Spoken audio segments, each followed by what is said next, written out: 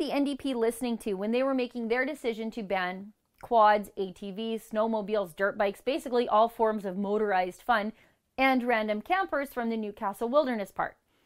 We know it wasn't the people who actually use the park. I mean, those are the off-highway vehicle users the NDP just kicked out of the place. So who was it? Well, one group that has the ear of the NDP is the Yellowstone to Yukon Initiative, or Y2Y. Here is Y2Y on their website boasting about the creation of the Castle Wilderness Park and the banning of the actual regular people who use the park from within its boundaries. So why should we care about Y2Y? They're just some well-meaning grassroots conservationist group, sort of just like your local hunting and angling association, right?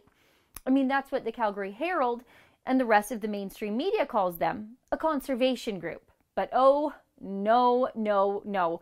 They're exactly the opposite. They're not grassroots. They're one of those well-funded, foreign-funded American meddlers in Canadian politics that have way bigger plans for Canada than just having the government expel a few hundred outdoorsy types from the public lands they use near the Crow's Nest Pass in southern Alberta. This is from the Y2Y mission statement. It says it wants an interconnected system of wildlands and waters stretching from Yellowstone to Yukon, harmonizing the needs of people with those of nature. So basically, Y2Y wants to turn all of the Rockies into a park. Y2Y on their website says it's leading the initiative to influence land use plans to protect the headwaters within the Yellowstone to Yukon region. Look, everyone likes clean water and animal habitat, but that's how organizations like Y2Y fool you, because it's never about what they say it's about. If you look at the map of zones Y2Y is looking to protect, you'll see something interesting. The Beaufort Sea in Alaska, northern BC, the lower mainland in BC. These are places where proposed pipelines are, or where offshore oil and gas drilling is, or where tanker traffic is. And if you look at Y2Y's special projects, you'll see the same theme. They want to protect lands near Fort St. John. Guess what happens there? Fracking.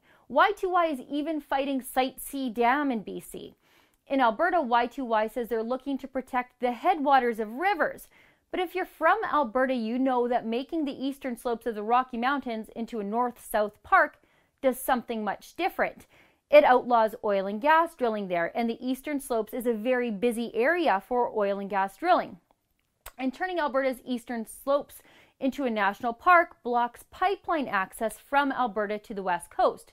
Two birds, one stone, all under the guise of protecting animal habitat and rivers. And how do I know Y2Y is using claims about animal habitat to block oil and gas development?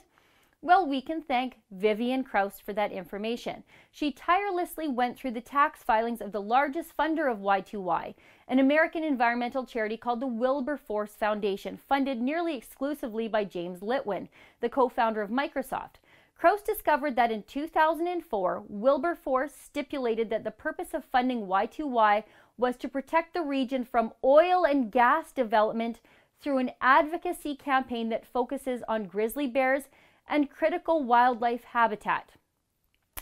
Between then and 2014, the Wilberforce Foundation granted more than $25 million to environmental and First Nations organizations here in Western Canada. From Y2Y's Alberta financial statements, you can see the Alberta arm is heavily funded by the American wing of Y2Y. It says Y2Y Alberta received $1,227,540, which represents 67% of its revenue from Y2Y Montana. It says it would have a hard time existing in Alberta without all that sweet American cash. Oh, and here's the page from Y2Y's websites dedicated to scaring people about the state of the grizzly bear, just like they're funded to do. But you know who else funds Y2Y? You. The Alberta government gives them grant money. So does the federal government. Neat little racket, hey? The NDP doesn't want oil and gas development. But it's a political hot potato. So the NDP gives Y2Y public money to let them do the opposing on behalf of the NDP. That way the NDP's hands stay clean and they get to claim they're just listening to stakeholders. And all of this is why it's so important to push back against Y2Y and their foreign plans for Alberta public lands. When Y2Y gets the government's ear and then suddenly the government bans ATVs and camping, we can't just give them the win because maybe you don't camp and maybe you don't quad or own a snowmobile. Because a win for Y2Y with a friendly provincial government is just going to embolden them. This isn't going to stop at your neighbor's RV. Y2Y wants Alberta jobs kicked out of the Rockies too. And that's why Y2Y is funded. For the Rebel.media, I'm Sheila Gunn-Reid.